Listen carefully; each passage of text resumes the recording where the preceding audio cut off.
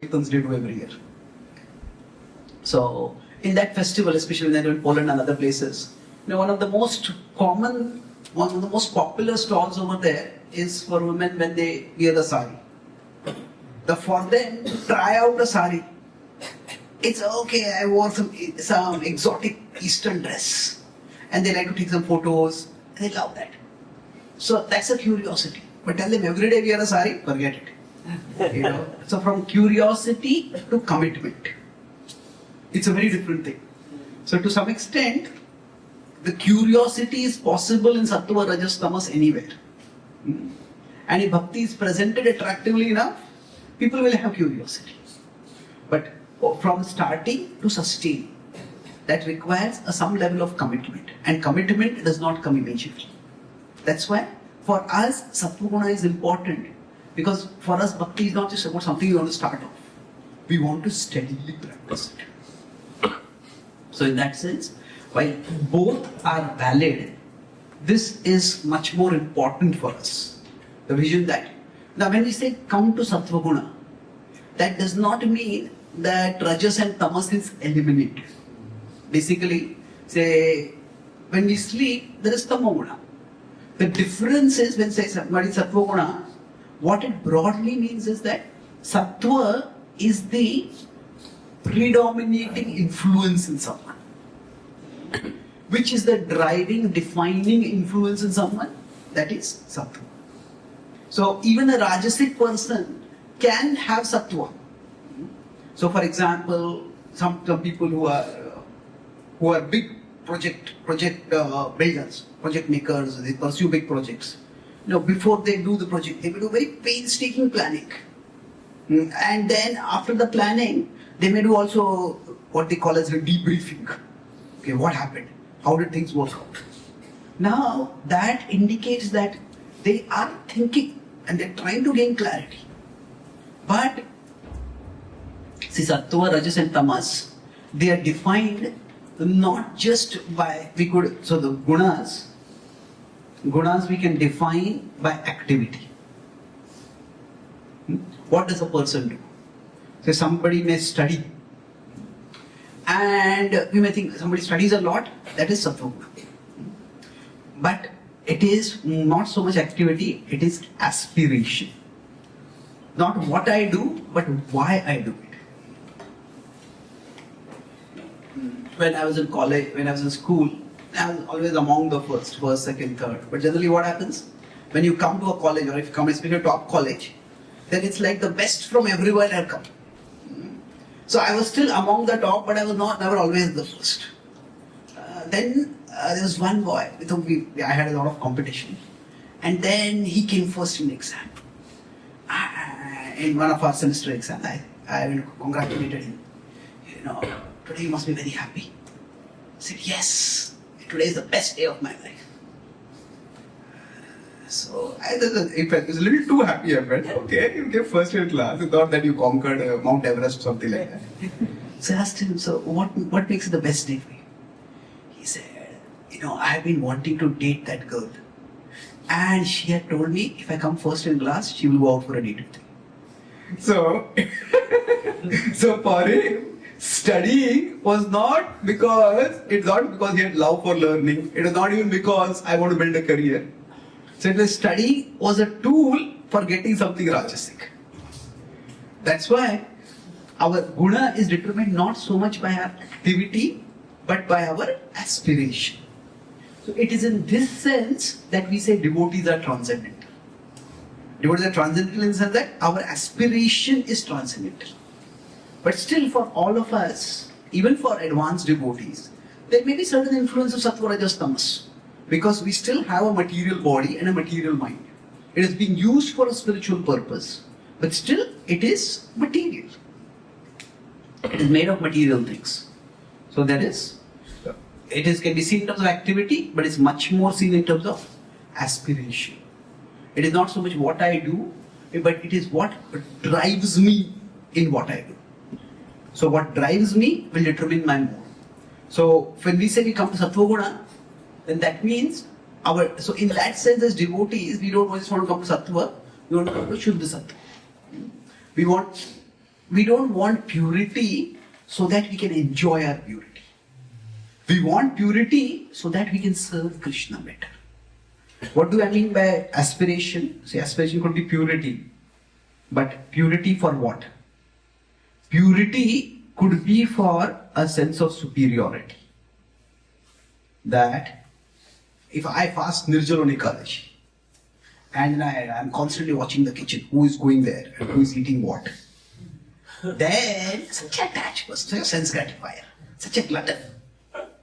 Then my body may be fasting, but my ego is feasting. So, purity is not for superiority, it is for spirituality. It is for absorption in Krishna.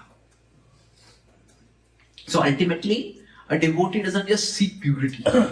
Devotee seeks spirituality. Now if Prabhupada had prized purity above all things, he would have said, why should I go to an impure place like America? In fact, people told him, especially when he was in New York also, there was the Lower East Side and the Bowery, which was even from American standards, it was quite a contaminated place. And there was people who completely do drugs and other things. Family, this is no place for you. Prabhupada said, no, that is the place for me because that is where people are interested in spirituality. They are seriously interested in spirituality. So again, what are we discussing over here? Why do the modes matter for us? Why does Sattva Guna matter for us? Because it will give us the stability as we strive for purity and spirituality. We can move forward steadily. It is not the ultimate end for us. And if for a particular service, externally we are required to do something which is not apparently Sattva Guna, that should be okay. So I was in one youth center and it was very 20 years ago almost. And I was leaving from there, so I was going to catch a train. And then I remembered that I had forgotten something over there. I had not forgotten. Somebody from Pune called me and they said that they wanted to get something from there. So I called the devotee when I was coming to the train station. We had come a little early. Can you get that? And he was coming, and he came to the platform and the train was already honking. So he was just walking calmly. I said, please come quickly. So he said, this morning only I heard a class on how we should be in the mode of goodness. So so I don't want to run because that will be Sattva Guna. That's an oversimplified understanding. Now we should be constantly running. Our life should be stable so that we don't have to constantly be running here and there. But sometimes life requires that. And if we have to do that, we cannot be too attached to the externals. So yes, certain externals are associated with certain gunas, but it depends ultimately on our purpose. So that brings us now the last part, that is how. So how do we go about cultivating Sattva Guna? Now there is no easy way, but broadly I talk about two simple principles and then we will build on those principles. I talked about a healthy relationship with ourselves. And this is where I am and this is where I want to go.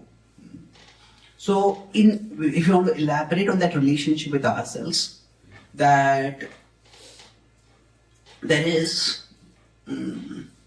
if I'm here and I want to get here, this is where I want to go. So Sattva Guna involves understanding where I am, where I want to go, and how I'll get there. So with respect to this, so in that sense, Sattva Guna can apply for anything. So somebody can pursue wealth in a sattvic way. Somebody can pursue health and fitness in a sattvic way. Somebody can pursue knowledge in a sattvic way. Somebody can pursue bhakti in a sattvic way. So similarly, somebody can pursue health in a very rajasic way. So like nowadays in the West, yoga is becoming very popular. And now we may say, people who are practicing yoga, they are all interested only in bhoga. And it is true to some extent, that people want to practice yoga so that they can look good and then they can attract somebody more attractive. So that is there, no doubt about it. But still, they could very well do that by using Botox and so many chemicals and so many other ways they could do it. But so they may be pursuing a rajasic end. But yoga itself requires them to become somewhat sattvic. Okay, sit peacefully, take deep breaths. So it's almost like they're pursuing a rajasic end, but they're pursuing it by sattvic means. In one sense, originally the purpose of yoga was to connect with God. So we could say the current popularity of yoga is very different. The reason for it is very different from the original purpose. And that is true, no doubt. I was in the Govardhan Eco Village and I met one person, this a couple of years ago. I asked him, what do you do? He said, I'm a yoga teacher. What? Yoga teacher? I said, no, yoga teacher. What do you think is yoga? Yoga with dogs. Like you do everything together. So what happens? That if I'm stretching my arms, let my dog also stretch it. I am raising one leg up, let the dog is raising. So actually, yoga teachers are paid more than yoga teachers. Because you have to train an animal also, it's much more difficult. There are yoga teachers and there are koga teachers also. What is koga? Cats, yeah. So now we could say this is rajasic. And it is true. But at least they're pursuing it through a sattvic means. So what happens is, slowly a certain level of sattva guna starts coming in. Not among everyone, but among many people. In the Western world, as we are trying to spread Krishna consciousness, the most potential audience right now in the Western world is the yoga audience. There are people who are interested in kirtan, but they are relatively less. Kirtan is a form of music, and people are interested in kirtan music. There are a good number of people. There are also people who are interested in a self-help kind of intellectual approach. And for them, the Artha Shastra, the Nitya Shastra, the Artha Shastra primarily, Artha Shastra, the Upanishads, some of them are quite popular. I mean, the Bhagavad Gita has become popular to some extent. So, they don't see Bhagavad Gita as a spiritual or a devotional book. They want to see it more as a self-improvement book or a self-awareness kind of book. But things have become popular like that. There are various ways in which people are turning towards things which are going to take them towards Eastern spirituality. There's a lot of interest in vegetarianism, especially veganism. So, but the richest audience right now is the yoga audience. The richest is not just in wealth, but the richest potential that is there. So what is happening over here is, there is some amount of sattva guna that comes just by the practice of yoga. That doesn't necessarily mean their life goals are going to change. They may still want to look attractive and attract somebody attractive. But still, beyond that, they become a little more reflective, a little more thoughtful. My classes are quite analytical. So when I go to the West, Indian devotees, especially congregation devotees, they find my class a little exhausting. So after 10, 15, 20 minutes, it's okay. That constant work of the brain you have to do, it just becomes too much.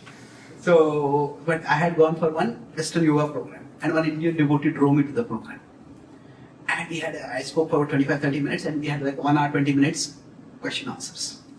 So after that, this devotee was driving me back. He said, I was amazed at how interested these people were.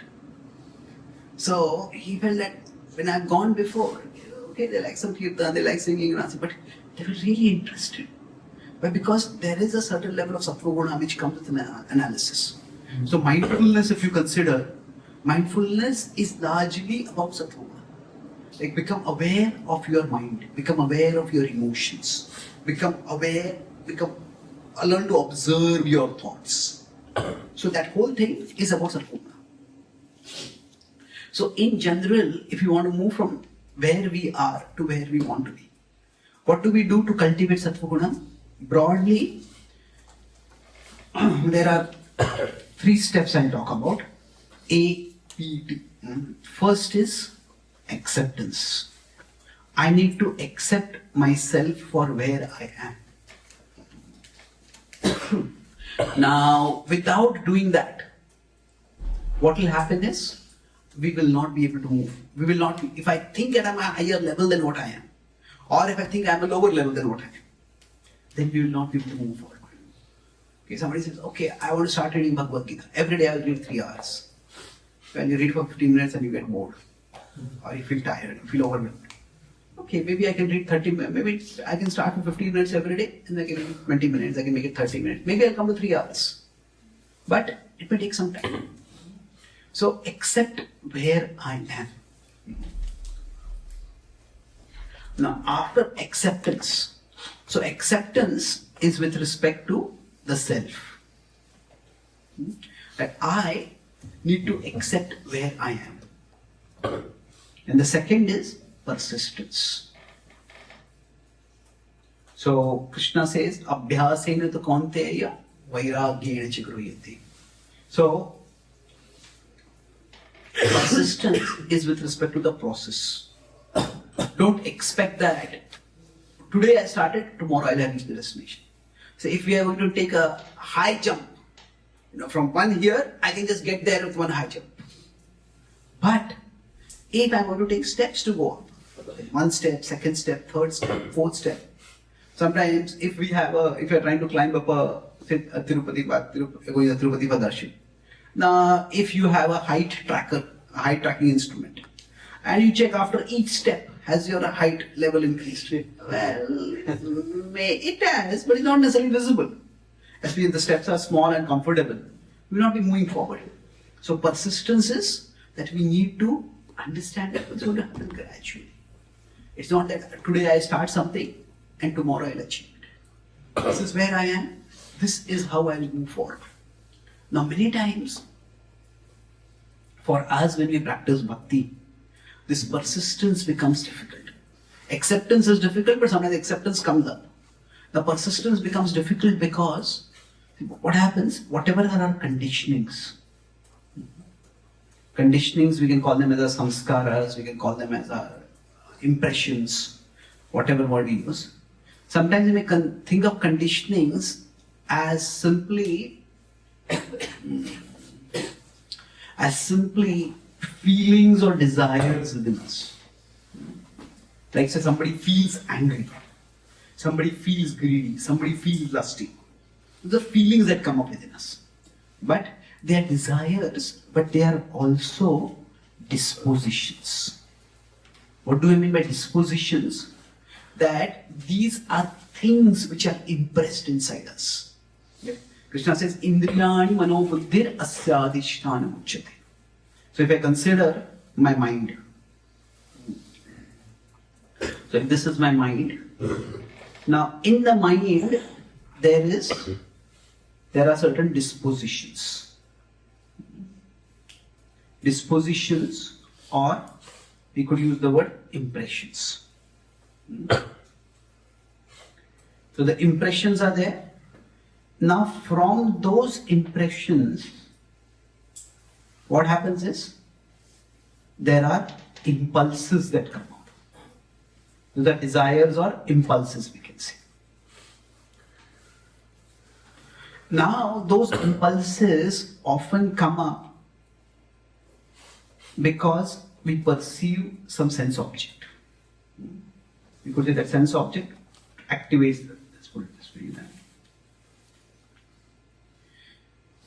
So when a particular desire comes up, see the Bhagavatam says in the 11th canto of the Bhagavad Gita that sometimes the senses go toward the sense objects and sometimes the sense objects come toward the senses. What it means that when a particular temptation rises within us, the temptation can come from the inner impression, or the temptation can come from the outer perception. Say somebody is an alcoholic and they get the urge to drink. Now that could come because they just pass by a bar or they're going to a party where everybody else is drinking. Or they could just be at home and suddenly the thought comes up, I want to drink. So broadly speaking, when a desire, so we are trying to talk about what will enable us to persist on the path.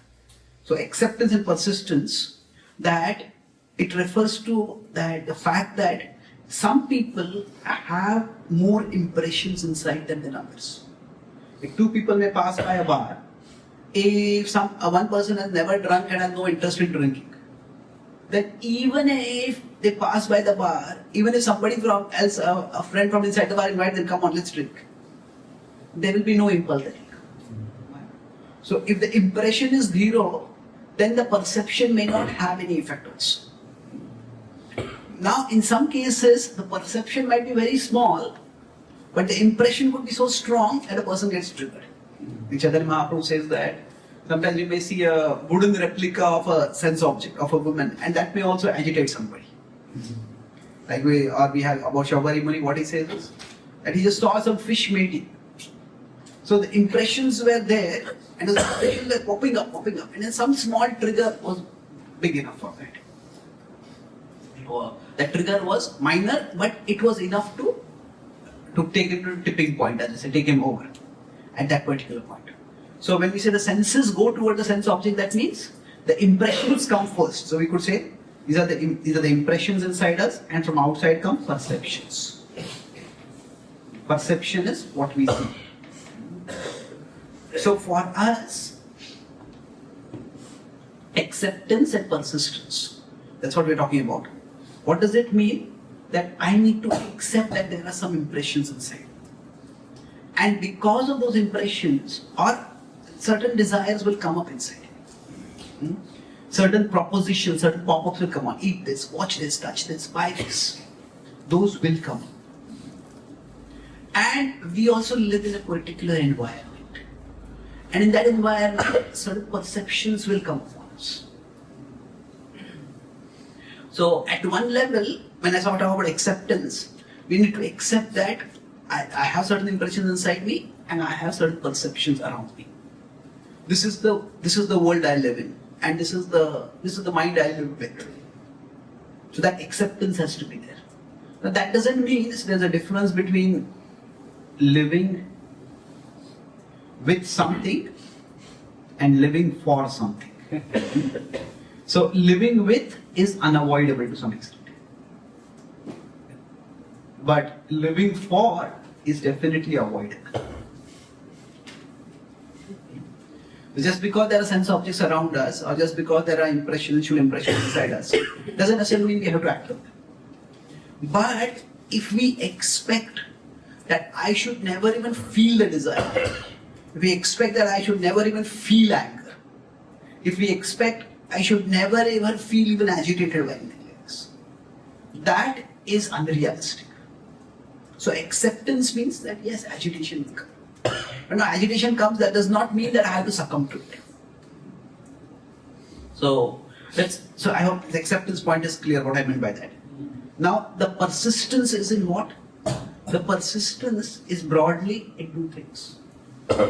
That at one level we want to create some boundaries by which we will be able to avoid exposing ourselves to the perceptions. And we also try to create some boundaries so that the impressions also don't come out. They are there inside, but they don't pop up. So they shouldn't be inside. So if we consider creating some boundaries like this is what Krishna talks about in 2.58. Yada samharate chayam kurmo angani vasarvashah indriyan indriyarthebhyas tasya prajna pratishthita. So yada, that just as a tortoise withdraws its limbs, similarly we need to withdraw ourselves from sense objects. So for example, if we are constantly on our devices, then maybe decide that after a particular time, I will not visit my social media, or I will not visit these particular. I may have to visit this particular app, I may have to use this phone for this, but those particular things maybe I can, after a particular time, block that out. So now what exactly kind of boundaries we need to have that each one of us may have to decide for ourselves. But We need those boundaries. So, once we were doing Nirjala Ekadashi, I was senior devotee. And then we were the two of us were answering questions together. So around 10 o'clock, the devotee came, both of us were doing Nirjala, it was Janmashtami actually. So 12 o'clock is supposed to fast.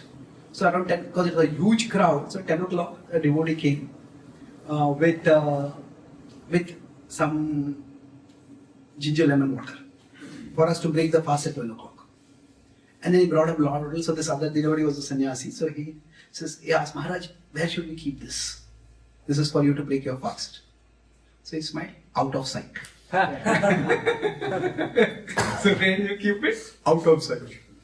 So the idea is that, yes, we will feel thirsty, but if we have water right in front of us, we will feel unnecessary desire. Keep it out of sight. So now, out of sight leads to out of mind. But not always. The out of sight is good. At least we are avoiding the perceptions. Out of sight will lead to out of mind, provided the mind is out of it. Isn't it? If the mind is already in it. So there are two states of attachment or infatuation. There's the desire is in the mind and the mind is in the desire. The desire is in the mind means what? That it's one component. If this is my mind and then a particular desire has come in my mind. So this is the desire in the mind. This is what Krishna says, Dhyayato Vishayan Pumsa.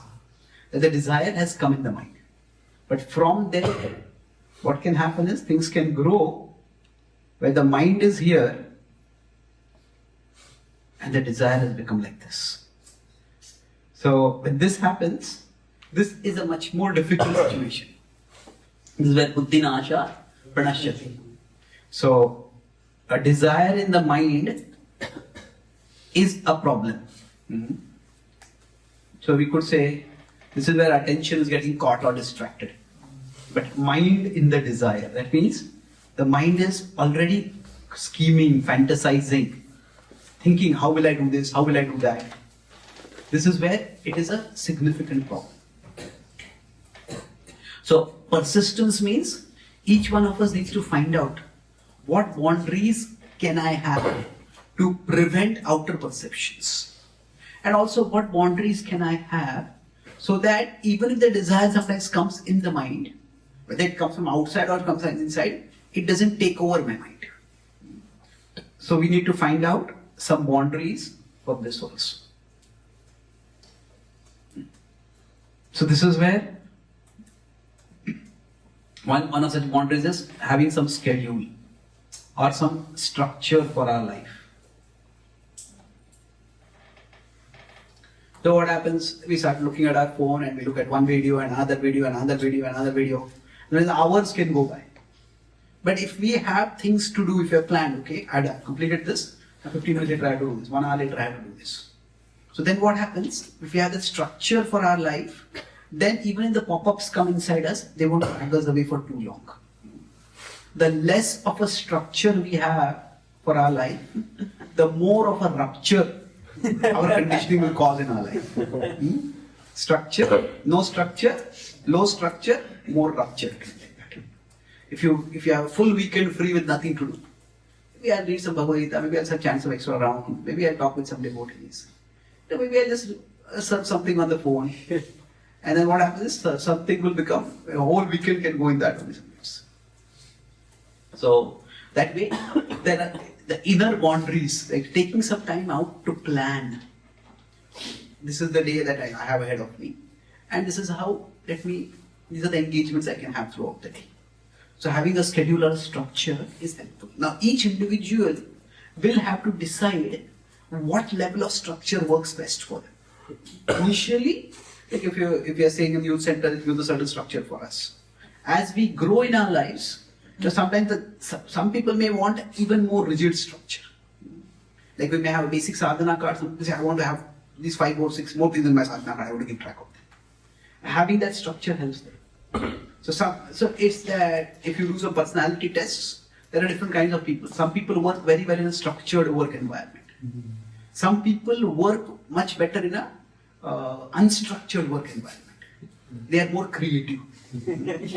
So I was giving a talk in Intel in America, and there one person came and talked to me very intelligent questions, and I asked him, so where do you work? He said, I work in the Mavericks department. You heard about Maverick? Maverick, M-A-V-E-R-I-C. Maverick means people who don't follow any rules. So I asked them, what is Mavericks department? They said that those of their those are employees who have like phenomenal IQ or a phenomenal creativity, they are not put in any team with any deadlines.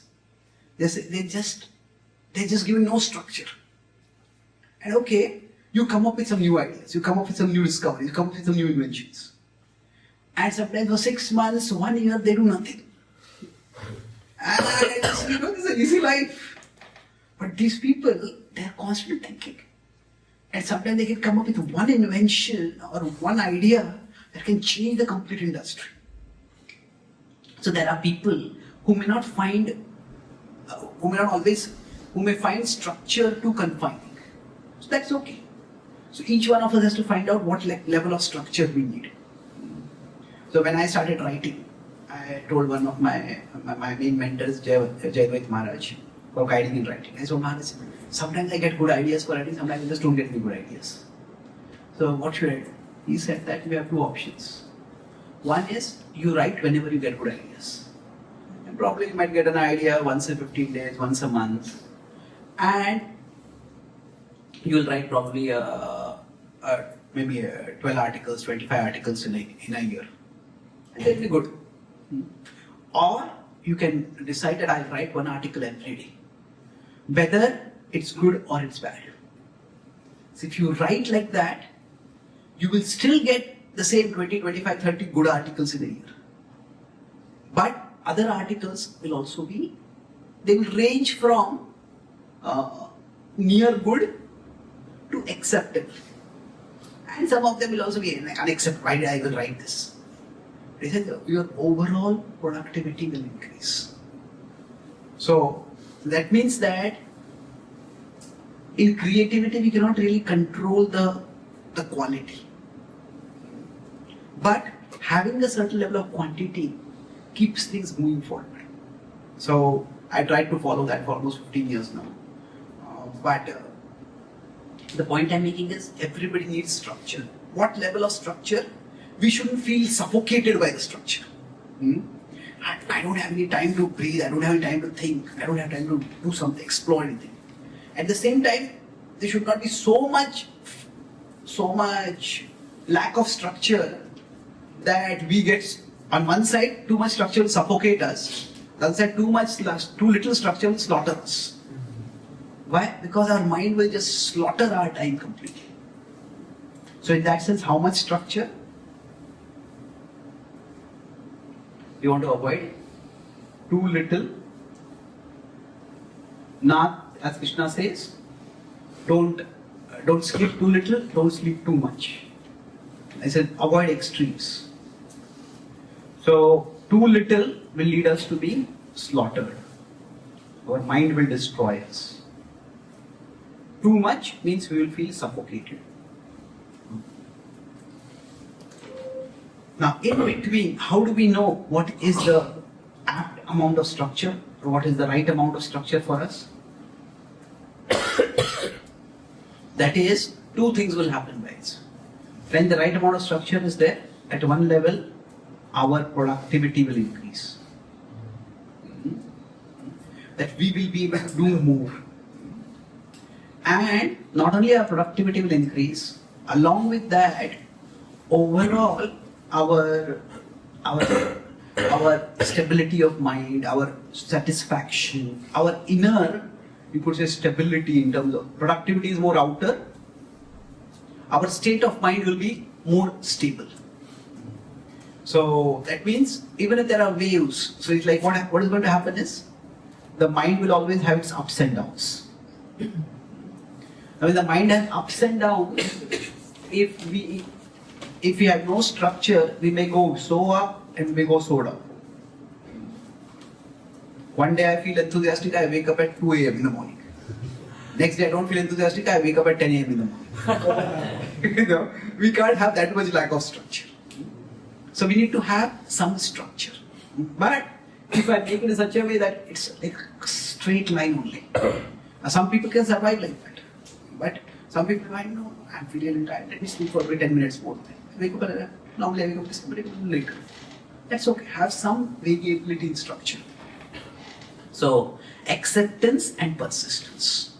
Accept that I have this level of conditioning, this is my kind of life, and that I may not be able to move that fast forward.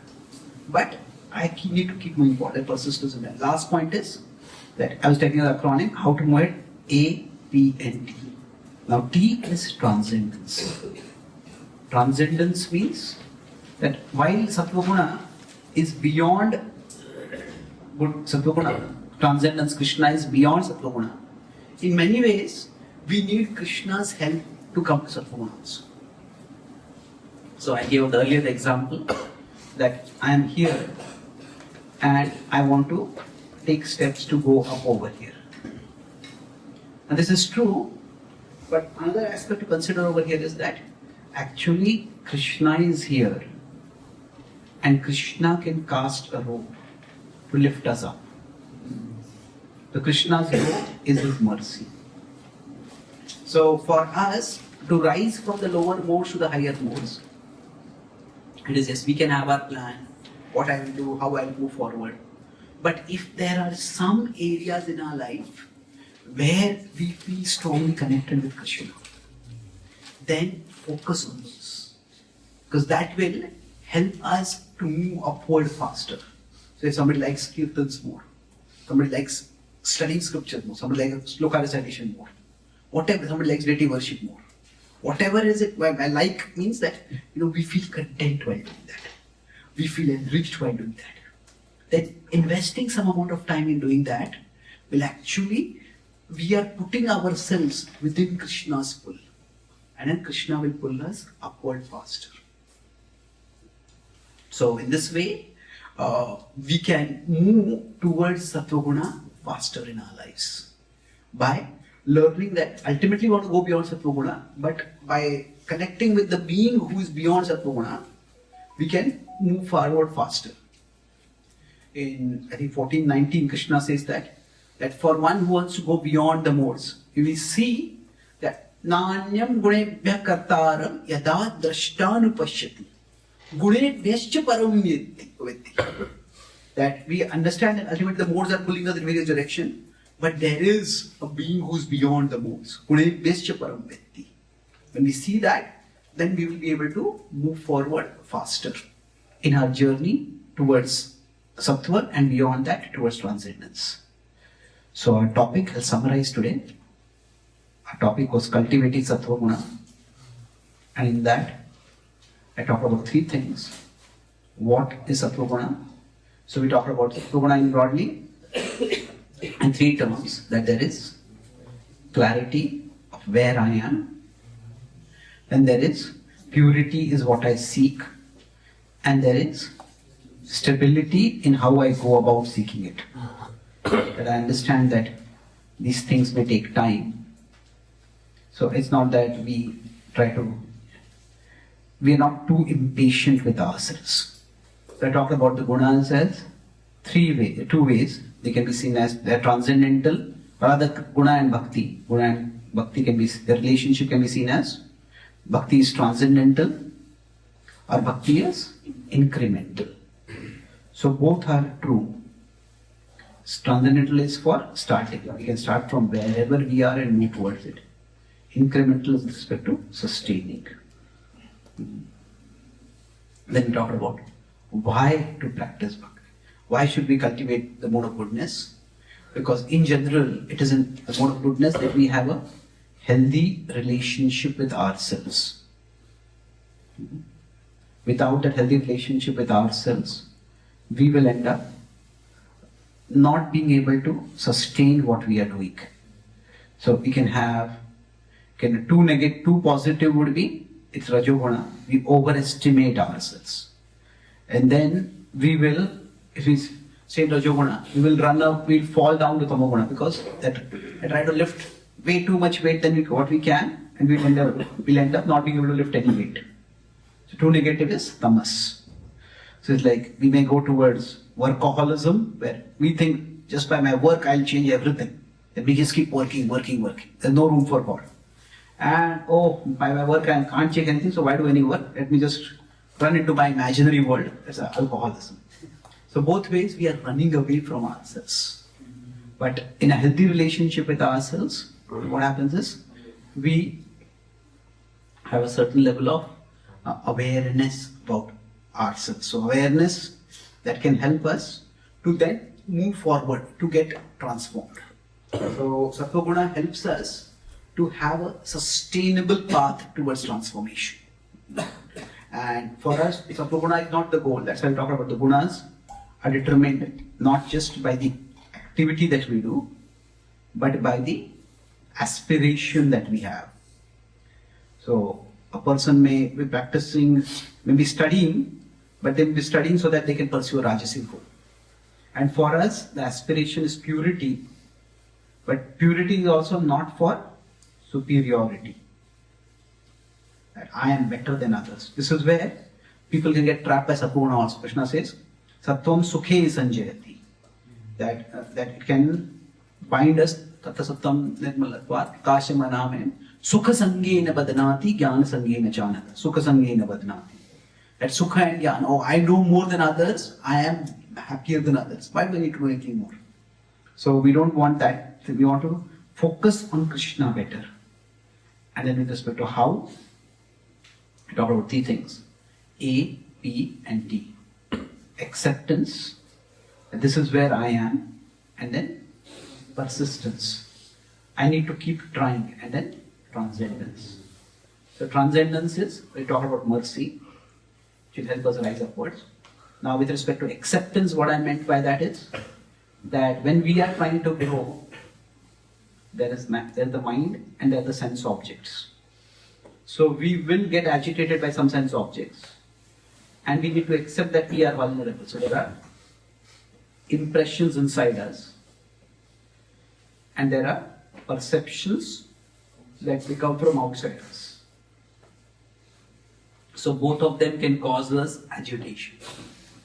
So we need to create boundaries with respect to perception, and we need to create boundaries with respect to the impressions that are coming out.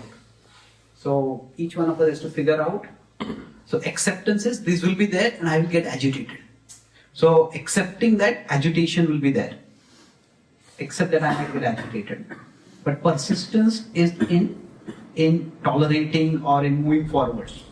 In persistence is saying no, or even if we fall, in rising again. So how do we persist? We discussed how there's the outer boundaries, which is just to figure out what outer boundaries we can have. The inner boundaries I talked about how there is a desire in the mind, and there is the mind in the desire. So when that happens, then it becomes very difficult to escape that. So that means you're completely infatuated. So this, in between these two, we need to create some boundaries. And I talked about the one way to create boundaries through structure. So all of us need structure in our life. And if it's too little, we'll feel we will be slaughtered. If it's too much, we will be suffocated. So what level of structure works best for us? Each one of us has to find out. And the test that the structure is working for us is that at one level, we will have, our productivity will increase through that structure. The second is that we will not only be able to do more, but we will be able to do more for a longer amount of time. Continuously we will do it. In that way, we can find out the optimum structure for us by which we can move ahead in our journey towards Sattva and ultimately towards Krishna. Thank you very much. Hare Krishna. Hare. Any quick question?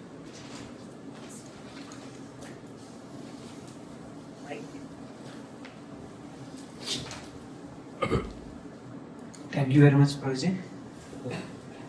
Many times, I also in my life personally felt many times I got confusion between these modes and how to handle it. Because we always hear we hear that we should elevate ourselves from mode of goodness, but it's very quite confusing topic, but you gave very simply.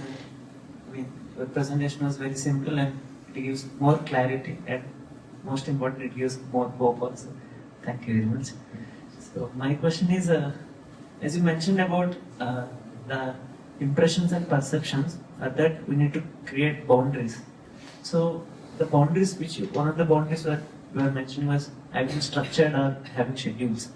So is this will be helping for us to fight against the impressions or for perceptions? For which part it will be? Okay, it will be for both to some extent. We're changing the impression is an elaborate subject. It will take some other time. Because that's the whole process of bhakti which leads to purification. But structure can help in both. Broadly, if we have a structure for our life, then within that structure, the perceptions themselves won't be too many. Say, if I'm going to college, and if I go to college or I go to a shopping mall or I go here, I go there, you go to airport, you go to a railway station, we see so many things. There could be food, there could be so many sense objects there, which somebody might get agitated by. But if you're clear, okay, I'm going there, I have to catch this train and I have to go there, then what happens? Then, once that structure is clear, then the mind also slowly fits into that mold. This is what I'm here for. And then the agitation is not so much. It is there. We can't say it is not there. But it is not so much. So structure can help us to even minimize the perceptions or minimize the effect of the perceptions. On one side. The other side is that through the actions that we do within the structure. Now just following the structure itself creates impressions. Okay, this is the time I do this, this is the time I do this, this is how I do this. So that itself creates impressions inside us. But along with that, the content of what we are doing, that's why transcendence is important. Many things which can create good impressions within us, but Krishna can create not just good but godly impressions which are much more transformative. So in that sense, having a structure and having some transformative content within that structure will also change the impressions inside us. Thank you, Prabhuji. Actually, what you said now was clearly visible, like by Srila Prabhupada gave this morning program and the whole structure. It has a structure as well as it has transformative things involved in that. Yeah, it's true. Good point. Yes.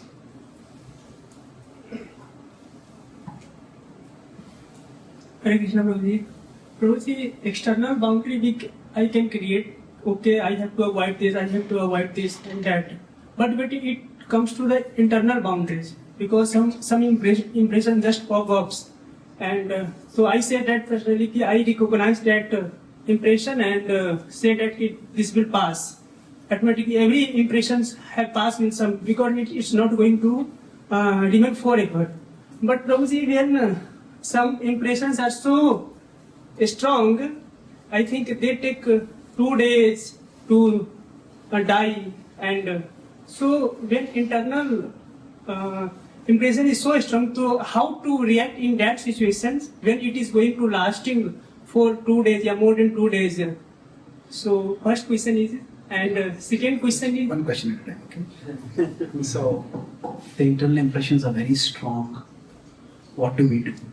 Yeah, it's a difficult situation. See, in general for us, restraint is required for everyone. Even materialistic people, it's not that they can just enjoy whatever they want. You see, it's generally in the Western world, the number of rapes are much lesser than the number of the rapes in India. So there are many countries where women can go out at night also and they're quite safe. Now, does that mean those countries are purer? People are pure-hearted? No. There is much more consensual sex over there. So the thing is, there they accept the boundary of consent. If the other person is not willing, okay, I'll find some other person to give it. It's like that. In India, consent, for many people, that's not considered a very big boundary. Now, as though that culture where people are becoming westernized. See, the software companies, there's a lot of affairs, but there are very few rapes. In people who come from more rural backgrounds to cities, They're exposed to all the women wearing Western clothes and everything. And see, in the rural places, there is like a complete geographical segregation. Men and women don't mix so much. And if a woman is out in public, that itself is seen as an indication a woman is fair game. She's there for you to grab. But that's not the concept over there. So in the West. So the point is that there are restraints that are external, and everybody needs to have restraints. So external restraints are two parts. One is culture and the other is law. The internal restraint are two things. One is conscience and the other is intelligence.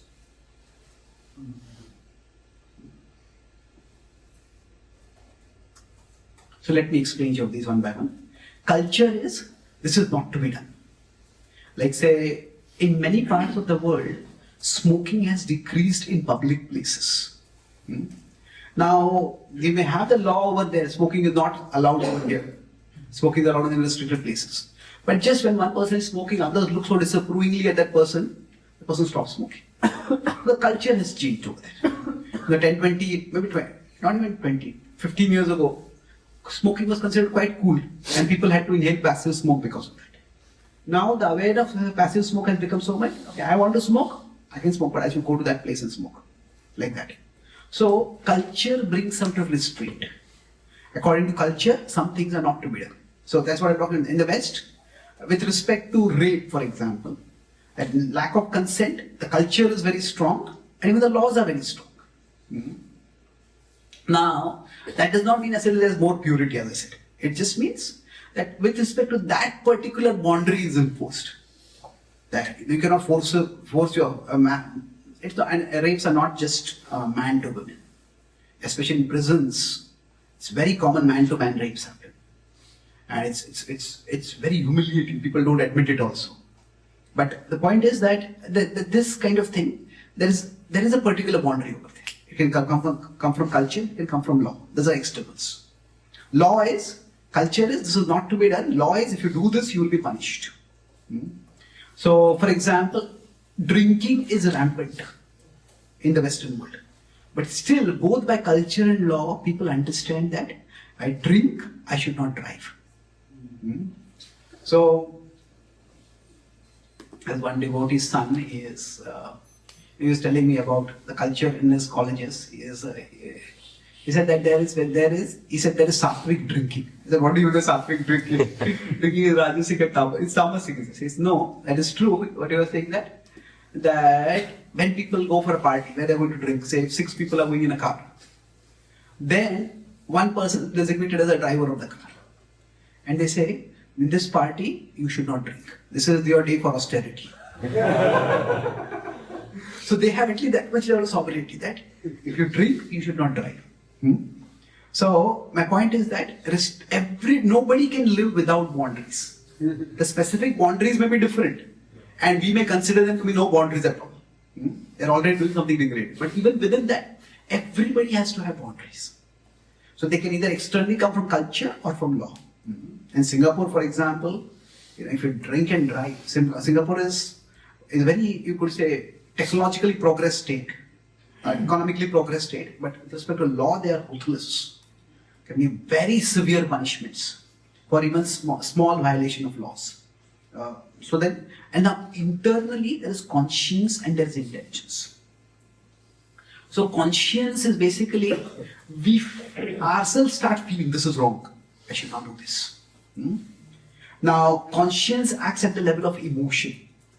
So we become angry and we snap at someone, yell at someone. And after that we ourselves feel, hey, I should not have done like that. And then we go and apologize to that person. Now conscience is at the level of emotion, intelligence is at the level of reason. Reason means that, if I yell at people like this, maybe he will complain to my authority. And then my authority will chastise me. So better let me settle this issue over here itself. Or, if I yell at this person, then he will tell my others and everybody will think that I'm a short-tempered person. No, I'll have no friends. So it will look more at the consequences. So you could say, if you see, stopping the restraint through culture is better than through law. in the sense that that how much can the police enforce, isn't it? So restraint through culture is better than through law. Similarly, restraint through conscience is better than through intelligence. So intelligence is more like we are concerned about the consequences of what we do, and that's why I won't do this. But consciousness, no, this is bad. Irrespective of what is the consequence, it's like more like intrinsically this is bad. So, but whichever boundary works for us, we need to work with that boundary. So sometimes keeping ourselves in a particular culture. So that helps us. Even if a desire comes up. But if a person is culture, then there are certain boundaries they will not cross. So, for example, how do I put it that? So people use foul words. People use swear words. But, even among materialistic people who use swear words, if they are with their elders or if they are with small children, they won't use swear words. So that sense of boundaries is there everywhere. We just have to find out which boundary works for us. So, if the agitation is going to be there for some time and it's not going to go away so easily, then we have to find out that even if I get agitated, it should stay within certain boundaries. Like if I get angry, if I'm having a meeting with someone and I'm getting angry, better let me walk away from the meeting. That is also an expression of anger. But walking away from that meeting is better than yelling at that person, making things worse. Or I may get angry, I may yell at someone, but while yelling, I'm not going to use swear words. So sometimes it's not a matter of 1 or 0. It's a matter of, it's not always digital, it's analog. Like say, if we consider India has 2 main enemies. We have Pakistan and we have China. Now, India has taken some strong action against Pakistan. But India has not taken that much strong action against China. So in Doklam and a few other places, China may have occupied some Indian territory. So now India has not pushed back very strongly against China. Now just not pushed back doesn't mean India has allowed China to conquer Delhi. Isn't it? That, okay, we might not be able to stop China at this boundary. But if you can't stop at this boundary, stop at this boundary. If you can't stop at this boundary, stop at this boundary. So the idea is, sometimes boundaries are not just one line. Boundaries can also be a range. So, it's like if Ekadashi, I cannot fast, then I'll take food. But in a non-negotiable boundary, I'll not take grains. Isn't it? So that's why, when we talk about restraint or boundary, it's helpful to not always, sometimes we consider them as digital, this is one line that I will not cross. But it's also good to consider them as analog. Analog means what? It's a range. That there is an aspirational level. Aspirational level is where even if somebody provokes me, I don't get agitated at all. But the aspirational level, and there is a non-negotiable. Non-negotiable, no matter what happens, I won't go below this level. No matter what happens. So, that is basically the range between us. So we should, if we are clear, no matter what happens, this is one level, I'm not going to go below that.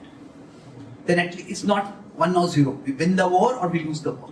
Okay, we lose some battles, but then we rise back. Another way to understand this is, conclude with this. Any further questions we'll talk in a future class. So if we consider there are cravings or there are urges inside us. Now, it's never that the urges are always high like that. What happens is, the urges come, so you could say the urges have surges. So the urges come, and when they are very strong, at that time we may just feel helpless. So it can be true that sometimes we feel, I just can't resist this. These phases. And it may be true. It may not be true also, but let's take the case that it is true. So maybe we succumb. There also we try to have non-negotiable boundary. Beyond this, I'm never going to go, no matter what happens. But the key thing is, in between, we can persist. That means when the urges are not that strong, we can try to do something more constructive. Okay, the urge came, I succumbed, but after that I just keep beating myself up. You're such a fool, you're such a terrible person, you're so worthless. And then what is happening is, it's like we are wounded, but we're not doing anything to heal the wound. So in between, okay, I got wounded, but I focus on healing myself. It's a war. So when we use the war metaphor, what it means is, say India-Pakistan border is there. Now India-China border is there. What has happened is, we don't have a demilitarized zone, but we have a de-weaponized zone. De-weaponized means what? Indians and Chinese, both of them have only sticks and stones over there. So even if a fight happens, both will use sticks and stones to beat each other up. So the idea is that the conflict will not go beyond particular boundaries. If both start using weapons, the war can become very severe. So now what happens? Sometimes a soldier might be beaten up by the Chinese soldier. Maybe there are 10 Chinese soldiers come and there are only 2 Indian soldiers. They get beaten up. Now there's no point in feeling guilty, oh I got beaten up. Okay, one round of attack happened. Before the next round of attack happens, heal yourself. So healing ourselves could be do some more sadhana, read some scripture, talk with some devotees, whatever it is we need to do. So don't define, sometimes we say that, what we do when nobody is watching, that is who we really are. Well, I humbly disagree with that. See, what happens is, when we are with others, we often put forth our best self. And when we are alone, often our worst self comes out. And in between, somewhere is the real self. So, it is not that we are our worst conditionings. Yes, sometimes nobody is watching, or somebody say, like sometimes I have seen some devotees, they are very polite and humble with their seniors, and they are really rude and autocratic with their juniors. So like when nobody who can take me to task is watching, then my lower side comes out. But that is not the real me. So that's why we don't have to be too hard with ourselves. Yes, these conditionings are there, and the conditionings can be dark and deadly, but they don't define me. That's when you say, when I am the soul. So see, I sometimes focus less on you are not the body and more that I am the soul. Because when you say you are not the body, we may think I am not the body, we may still think I am the mind. I may still think I am my conditionings.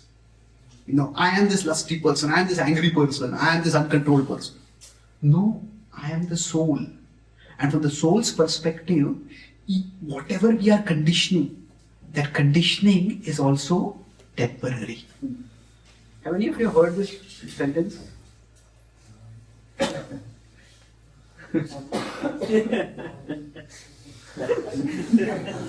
am a fallen soul. So what happens sometimes, the fallen becomes so big that the soul is forgotten. So from I am a fallen soul, I am fallen. No, what should be important is that I am fallen, but the soul is important. The soul is always pure. The conditioning is that because of which I keep falling at times. But we shouldn't identify with our conditionings more than we identify with our soul. The soul is pure and the purity will be manifested. That's why sometimes if we are too hard with ourselves, we need to be hard with ourselves, but if we are too hard with ourselves, then we start labeling and over-identifying ourselves with our conditionings. And that is not healthy. Okay? If there are any more questions, we'll talk in a future session. Thank you very much. Srila Prabhupada ki, Srimad Bhagavad Gita ki, Gaur Bhakta Vrinda ki, Gaur Prema.